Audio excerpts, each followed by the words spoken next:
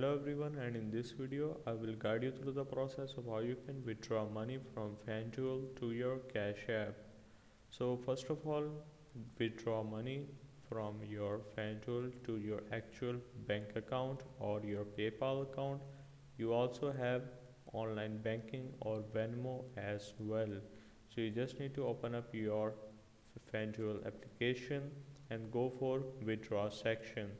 Right now my account is not fully functional, so I cannot show you the process, but I can tell you, you just need to open up your withdrawal section and then go for PayPal or debit or credit card and simply enter that particular amount.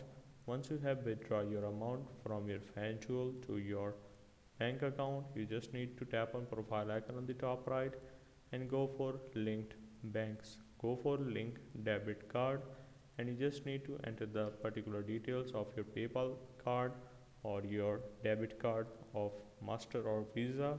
Once you do so, tap on link card on the bottom of your screen, and after that you will be able to add money indirectly from Fanduel to your Cash App.